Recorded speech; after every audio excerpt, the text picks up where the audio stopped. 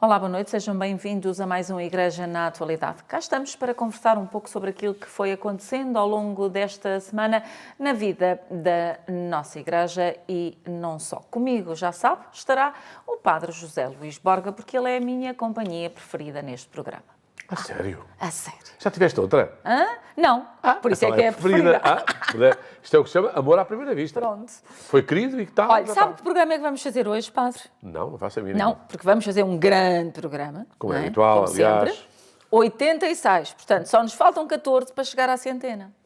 Foi preciso Fabuloso. esperar 86 programas para chegarmos ao dia de hoje. Já viu? A paciência que a gente tem para Que isto. paciência. E a persistência. E persistente. E lá Se em a gente casa, tem que nos desistido aos aturam 50 todas as semanas. Lá em casa, se alguém estiver a ver isto há 86 programas, merece uma condecoração que nós estamos preparados para dar. Exatamente. Qualquer Depois nós dia fazemos queremos uma saber quem é. festa e convidamos. Faremos uma festa. Pronto, Faremos. muito bem. Então agora começamos com assuntos um pouco mais sérios e daqueles que eu até gosto pouco de Porquê? falar. Porquê que não é? gostas pouco? Porque pronto, porque ainda não consegui ultrapassar esta parte, Porquê? que é o falecimento do Frei Bernardo Domingues. É verdade, foi notícia de hoje, portanto, acabámos, quando estávamos aqui na nossa redação, quando o cônego João Aguiar colocou no seu Facebook esta notícia que não é triste nem alegre, é uma realidade que nós vivemos na fé.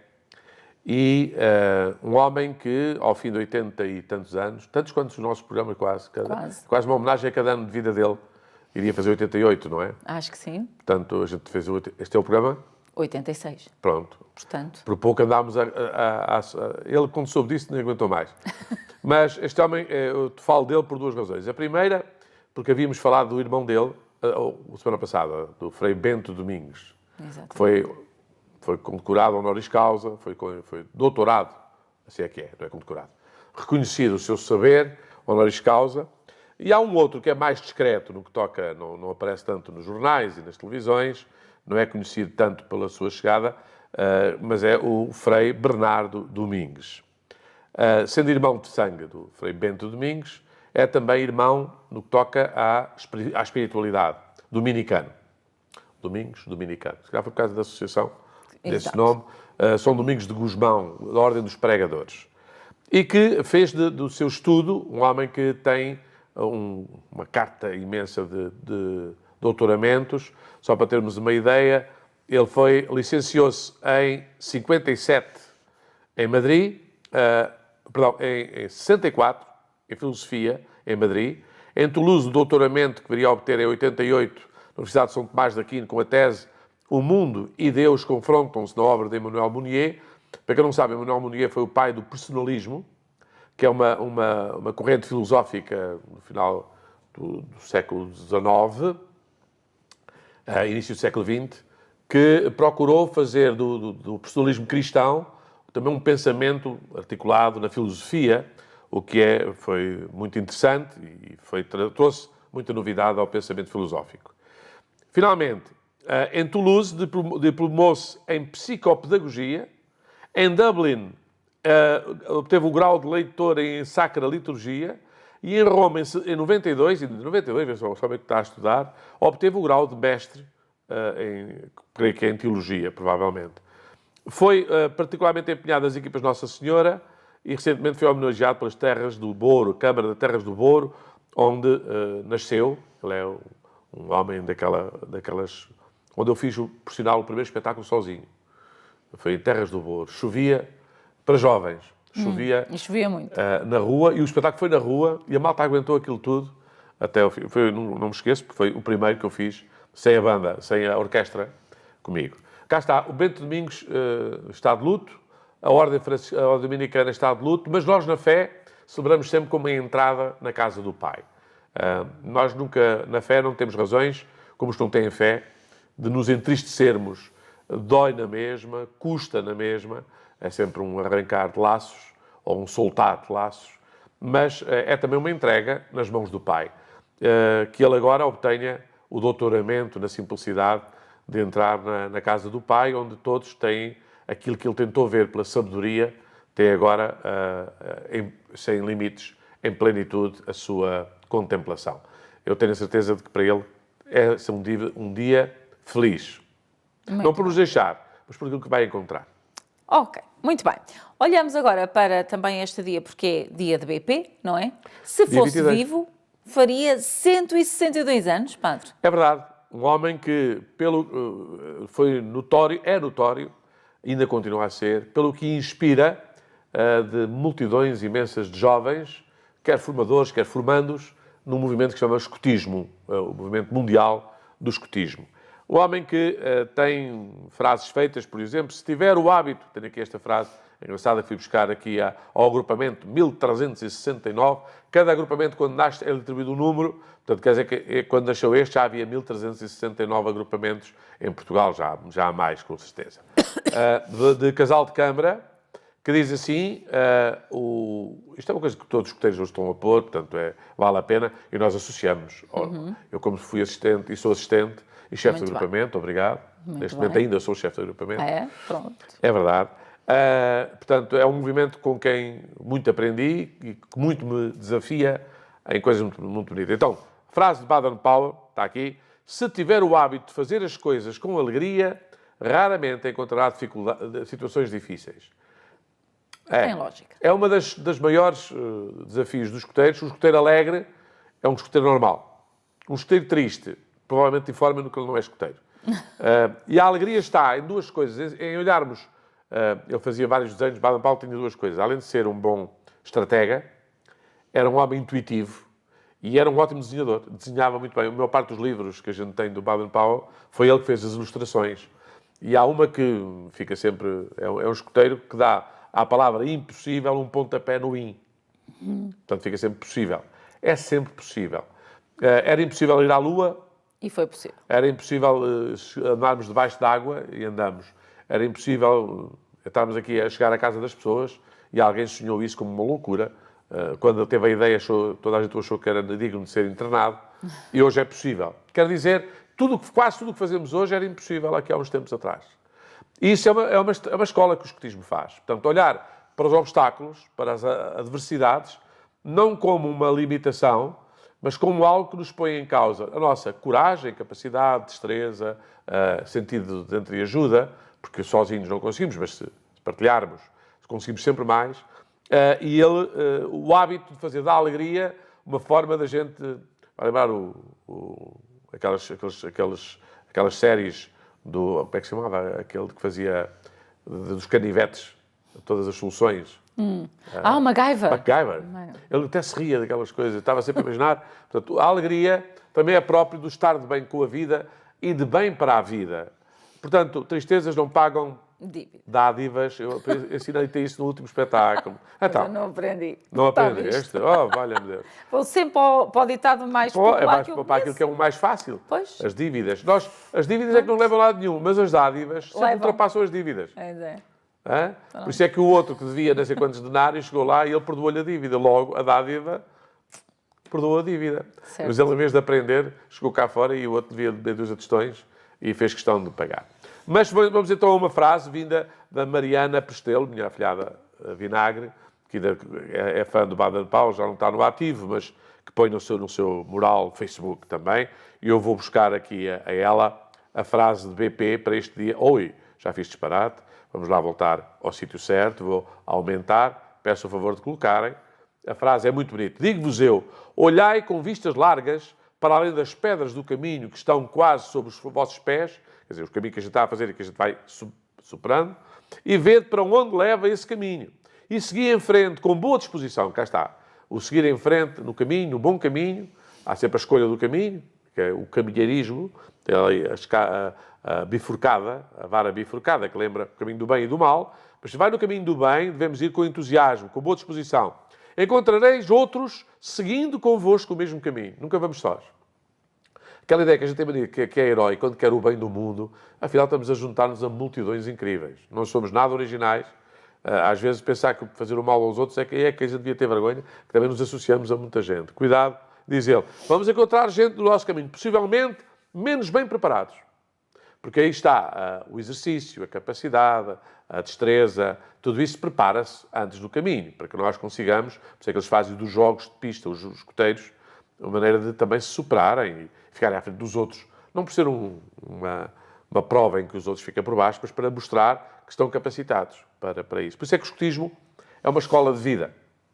Finalmente diz, possivelmente bem preparados, estendei-lhes uma mão prestável e amiga à medida que avançais. Portanto, a ideia de que o outro não está preparado não é para eu, coitadinho, olha, adeus, tchau, mas é para lhe estender a mão e trazê-lo comigo. E ajudar. Esse é o outro lado do escotismo, que é ninguém vence sozinho, é sempre as equipas que vencem, e depois é do agrupamento, e depois é da região, e do país, e finalmente do escotismo contra o mundo, face ao mundo, em oposição contra quem ficou mal, ao serviço do mundo. Portanto, a vitória de um é sempre de todos, e esta é uma escola que Baden-Powell quis incutir como algo natural da condição humana, que é uma visão muito otimista. Não é? Nós achamos que a gente, por natureza, somos adversários uns dos outros. Pensamos em nós. Baden-Powell tinha uma visão muito, aliás, radicada na Sagrada Escritura. Ele era anglicano, mas cristão, como é evidente, e por isso também um otimista e por isso um bom formador de bons cidadãos, que é o fruto do escotismo. O escotismo não é para entreter meninos, não é para passar tempo, mas é para criar bons cidadãos. E vamos ver, e aqui uma boa homenagem ao CNE e a Portugal, vamos encontrar escoteiros nos lugares mais exigentes e também mais generosos do mundo, na política, na cultura, na economia, e gente com postura e com uma forma de estar que vem-lhe desta brincadeira, que é muito séria. Esta brincadeira de... Hoje em dia, os pais, mesmo quando põem os filhos nos escoteiros, não têm bem noção do que é, tirando pais que foram escoteiros, e não têm bem noção do que é a originalidade deste... Infelizmente, temo que a forma como o escotismo está na relação com as outras propostas educativas pode perder alguma originalidade. Quer dizer, às vezes deixamos enredar por metodologias, processos, isto falo agora só para dizer, isto é uma exigência permanente, porque se o Baden-Powell viesse cá hoje, ficaria admiradíssimo com o que hoje é ser escoteiro, não é? Basta ver que uma das primeiras coisas que se aprendia no tempo de Baden-Powell era a arte de fazer uma boa tenda. Construir uma tenda. Não era montar a tenda. Construí-la. Depois, fazer com as coisas que tinham à mão, não é? Hoje não, leva-se um iglô, que é uma coisa que se compra no Decathlon. É uma coisa que se faz assim e que a gente pronto. só quase bata as palmas e fica assim faz assim uma coisa e monta-se. Depois pega-se daquilo, não está bem aqui, e põe-se do outro lado. E o Baden-Powell, se olhasse para aquilo, dizia assim, mas andei eu a esforçar-me para que esta gente não faça nada. Bom, mas ao mesmo tempo é o lugar onde eles choram, se zangam, mas também se alegram por conquistar coisas em comum. Portanto, em dia de Lord Baden-Powell, este grande homem do mundo, um grande estratega no que toca não só à arte da guerra, mas também à construção da paz. Isto é o lado mais bonito. Deste aqui estamos a comemorar o dia do seu nascimento. Muito não é? bem. Enquanto o outro tivemos a celebrar o dia da sua morte. Mas também ele deu a vida por isto, também o Baden-Powell. Portanto, muito bem. O BP, é assim que se diz. BP, exatamente. Não confundir com a British Petrol. Até porque os escoteiros da região de Leiria, por exemplo, vão reunir-se este domingo no pavilhão desportivo de Colmeias, exatamente para festejarem, Mas podiam lá não festejarem. seu Podiam lá não festejar. E se fossem para assentis, tinham lá um espetáculo muito bom. Exatamente, Já pois tinha tinha, dito, não era? A partir das 4 da tarde, não é? No salão paroquial. E para quem não sabe, a Sentis fica lá para os lados de Torres Novas, mais propriamente, casais de quê? De igreja? Da igreja, exatamente. Da igreja. Já nem estava a prior é perceber o o Padre que Luís escrevi. Luís Maurício. Um grande espetáculo aqui com o Padre José Luís Borga. Podia ser pequeno. Mas vai ser um grande, ser sempre um grande sempre um espetáculo. grande Portanto, estão todos convidados. Olha, se não sabiam dia no domingo à tarde, agora também já não tem desculpa. Avançamos, Padre, para o tweet do Papa Francisco, que é assim muito ativo no Twitter, não é? No dia 20... Está a fazer concorrência ao Donald Trump. O problema é que... Uma boa concorrência. Eu É sigo uma boa mais os concorrência. tweets do Papa. Pois, é normal. Pronto, é normal, não é? No dia 20 de fevereiro, ali mesmo vésperas do início deste encontro inédito que ele convocou no Vaticano, onde reúne todos os presidentes das conferências episcopais do mundo e não só, e ele lança ali o seu tweet logo a dar também asos para aquilo que é depois um documento que ele apresenta, mais ou menos com 21 pontos, daquilo que ele considera que são eixos para toda esta conversa que está a acontecer no Vaticano? Eu acho que isto é uma escola. Estamos a ver tempos muito, eu diria, muito motivadores para nos convertermos todos. A uma reconversão pastoral muito significativa. Alguém diria que o Bento XVI, em boa verdade, diante desta problemática toda, que ele teve noção que estava a chegar e estava a arrebentar em qualquer altura, sentiu, aliás, ele próprio dizia, sentiu incapaz, sem forças para. E este, que foi eleito já depois de estar jubilado, como é que este faz? Faz das fraquezas força.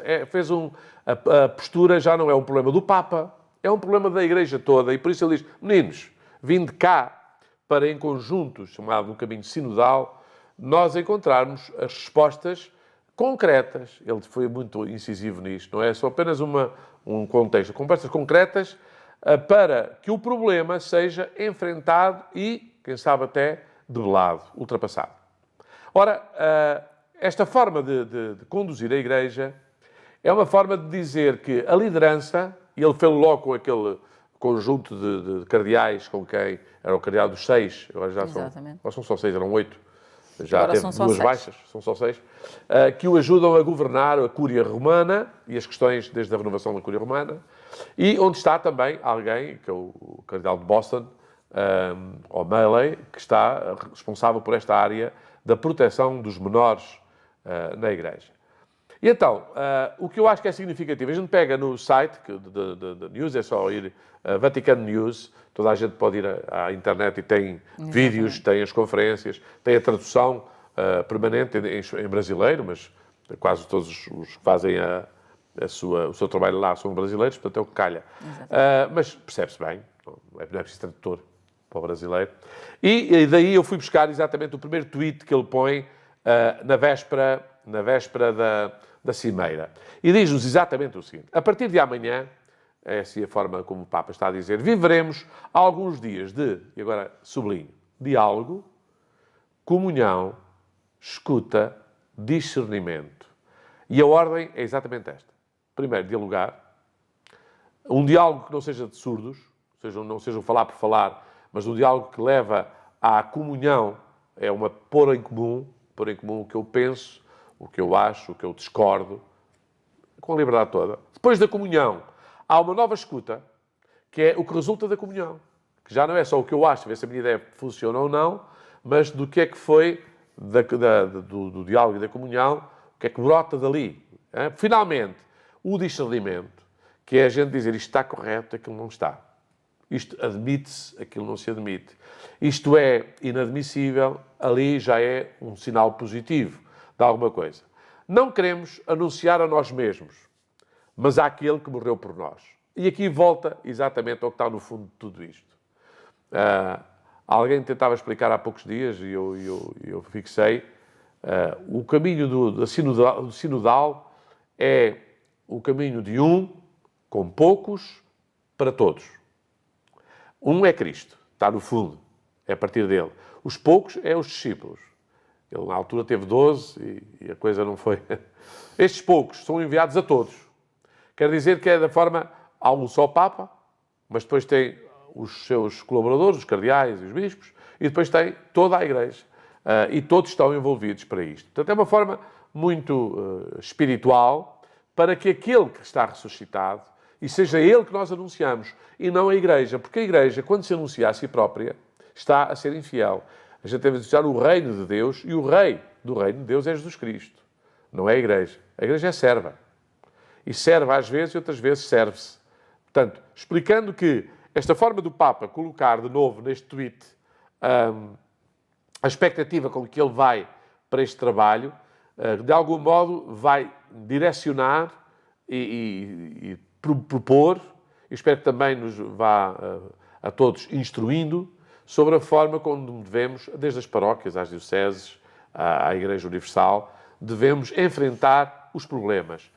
Pergunta sempre é, Cristo, nesta situação, em situações análogas, que atitude teve? Que humanidade nos revelou? E a partir daí estaremos todos em causa. Porque às vezes eu ouvo o Evangelho, embora seja o Papa que o proclama, ou que o explica, ou o Padre que na homilia o explica, Ele está a falar para si também, quer dizer, não vamos falar de cátedra. Não é? Quantas homilias eu faço em que o primeiro avisado sou eu? Quer dizer, e mal será quando a gente está a pregar para os outros, não é? E isso acaba por ser muitas vezes a razão porque nem nos apercebemos da verdade que nos deveria não só pôr-nos a salvo de muitas mentiras e zonas nublosas, como nos devia iluminar de tal maneira que estávamos livres destas coisas todas. O escândalo que estes comportamentos revelam faz todo o sentido. Desde logo porque não estão de acordo com o Evangelho. E, desde logo, porque isto foi protagonizado, foi feito por aqueles que proclamam o Evangelho. Como diz São Tomás, bem frega São Tomás, faz o que ele diz, não faças o que ele faz, que está lá nos Evangelhos. Não sejais como os fariseus. Ouvi o que ele diz, mas não o que eles fazem. Não é? Portanto, este defeito não é de agora da Igreja. Enquanto o mundo for mundo, há de haver sempre este problema. Portanto, a boa nova do Evangelho, e falaremos disso no último tema, na segunda parte, está exatamente em iluminar e nos pôr de sobreaviso para as dimensões, às vezes, do mal. O Papa ia dizendo como é que o diabo também ia entrando nisto tudo, que o mal nos fez, esconder o que está errado. Toda a gente sabe que um doente, quando esconde a sua doença, em princípio não melhora. E se ele se sente incomodado e esconde, pior sinal. Não é? Qual é a primeira cura? É admitir que está doente e pôr à mostra onde é que está a chaga. E só a partir daí é que se identifica qual é o mal e se pode começar, com uma boa terapêutica, a fazer o tratamento, quem sabe até a cura. E é, no fundo, o que a Igreja está a fazer agora com isto. Finalmente. Porque tivemos décadas em que achámos que isto era um problema que era tão grave que melhor era ninguém saber que a gente tinha. E o que é que aconteceu? O problema continua a alastrar. Continua a ser... E eu, às vezes, ponho-me a pensar como é que um homem destes, um homem que esconde estas coisas, que sabe destas coisas, preside a Eucaristia, fala da boa nova, da salvação. É muito difícil. Eu não consigo, quer dizer... Eu também sei conviver com os meus pecados. Imagino nós leigos. É pior o escândalo, não é? Não é? Porque os leigos nem admitem... É tal história. A gente acha sempre que as pessoas, no fundo, são as primeiras a dar o testemunho de como, em si, a graça de Deus atua. Ontem, uma das vítimas... Foram ouvidos 5 testemunhos, previamente gravados. Uma das vítimas era uma jovem angolana. E dizia que confiava tanto naquele sacerdote que nunca imaginou que ele pudesse abusar dela. E abusou durante 13 anos. E fez coisas inacreditáveis. Mas não é só isso. É que abusar 13 anos significa que há um sistema que vai mantendo, alimentando e pactuando com aquilo tudo. Quer dizer, isso é que, para mim, ainda mais diabólico. Ameaçando, que ela dizia que teve sempre que manter, porque quando dizia que não, ele dava-lhe tareias. Meu Deus. É inacreditável, padre. Aquilo até custou... Confesso que até foi uma notícia que hoje me custou fazer, porque os testemunhos são duros, que lá estão. Claro. E o que eles ouviram, de facto, são duros. E, portanto, quando para vós do clero é difícil perceber isto, muito difícil. Como é que nós, leigos, vamos conseguir entender? Isto põe-nos sobre aviso por uma coisa muito simples, é que ninguém está a salvo. E, embora a mim me escandalize também, eu tenho que ter muito cuidado para eu não fazer coisas parecidas ou nesse sentido, porque não tem que chegar a esse volume. Quer dizer, nós podemos fazer essas pequenas coisas com os pequenos poderes que a gente tem. Aliás, não há pior servidor do que aquele que serve dos pequenos poderes para fazer deles um grande poder. É ridículo, não é? Parece aquele que foge com a bola e diz, não dou, agora é minha, passa cá a bola. Agora não jogam, não deixam jogar, também não jogam. Isto é tão ridículo. É o tal poder do ter a bola, não é? Mas a verdade é que o que me interessa ter a bola se nem eu jogo. Se nem eu jogo, não é? Então é de facto um escândalo que nos tem que pôr de sobreaviso para uma igreja que tem outro critério, que não seja ela própria. Lá está, não nos anunciamos a nós mesmos. Mas seja uma igreja daqueles que são movidos, conduzidos e, por que não dizer, curados de forma bem profunda pela graça de Deus, que não pactua de todo. Aliás, a boa notícia é que o homem não é lobo do outro homem, não é predador do outro homem, e muito menos, como na selva, dos mais fracos. Na selva é assim, é a lei do mais forte, não é? Exatamente. Darwin explicava isto. O mais forte impõe-se ao mais fraco. que isto não seja a selva que tantas vezes a gente queixa da sociedade, e uma igreja desta forma é sal que não salga, que só serve para ser pisado. O próprio Evangelho nos põe sobre aviso sobre isto. Vamos fazer uma curta pausa, Faremos. Padre, e já voltamos, está bem? Voltamos. Consigo também um até já. Estamos em sua casa, estamos no seu coração. Somos Ângelos TV, a televisão católica portuguesa.